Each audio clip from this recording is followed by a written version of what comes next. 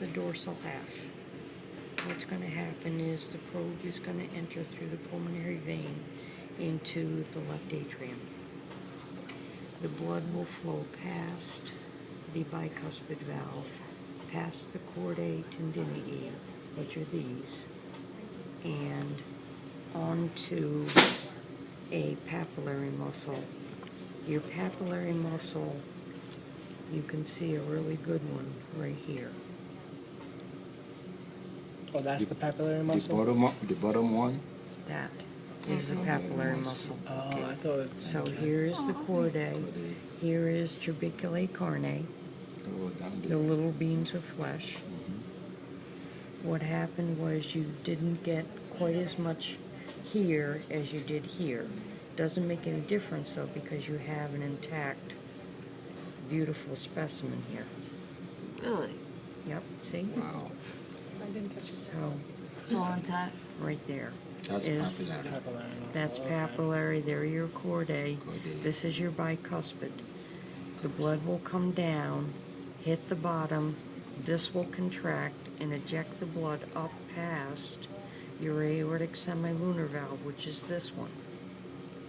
Then your heart is always going to get first dibs on the blood supply. So you'll have one opening here and another opening there for your coronary arteries. They are directly above aortic semilunar. Is that valve the one you just outlined? That's all these three little pieces are the semilunar valve. Thank you. Okay? Then it's going to flow into either brachiocephalic or into the aorta. This is the tunica intima. Here is the tunica media. This is the tunica externa. The external layer. Okay? Then the blood would go to the rest of the body. It's going to come back through the right-hand side. Now with this right-hand side, what I have to do is I'm going to open it.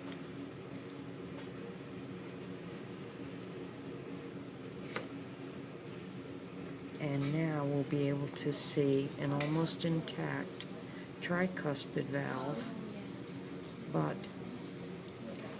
we also need to be able to see our three openings into, this is going to be our opening from the superior vena cava. See it? Mm-hmm. This is pectinate muscle, found only in both atria. Then the inferior opening is going to be here.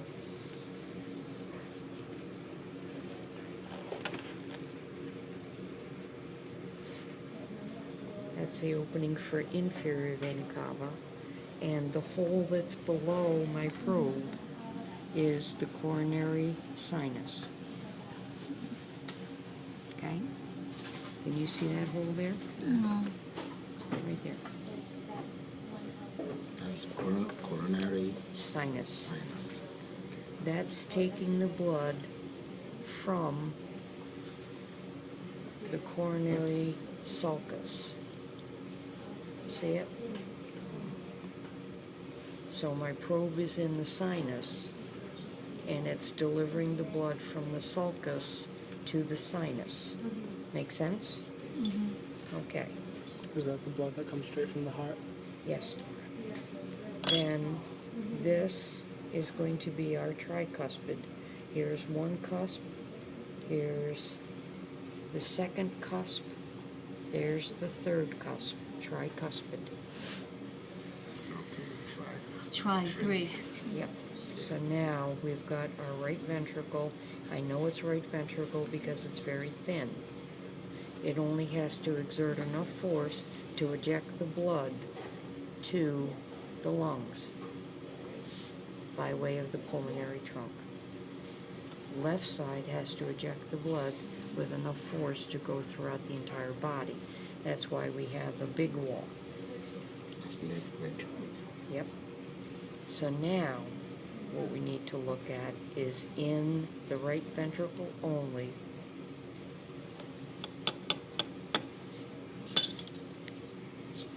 you will find the moderator band, In the right ventricle only. right ventricle only. Only on the sheep, right? Yep, You call it in Madrigal then, right? moderator Moderator. band. Oh, okay. Band. Then the blood will go out through your pulmonary artery by way of your semilunar valve. Now, can you see the little flaps Yes. of the pulmonary semilunar? Mm-hmm. Mm-hmm. What are the flaps for? That's so we don't have the blood flowing back into the right ventricle. Gotcha. Goes one way. One way only. Okay? So the blood would then go to the lungs, pick up oxygen, come back through the pulmonary veins to go into left atrium, pass the bicuspid, hit the bottom, get ejected up past aortic semilunar, go through the system, come back through the superior and inferior vena cava, right atrium, tricuspid, right ventricle, pulmonary semilunar valve, pulmonary trunk, lungs. That's it. That's it. 30 seconds it takes. A lot longer to explain.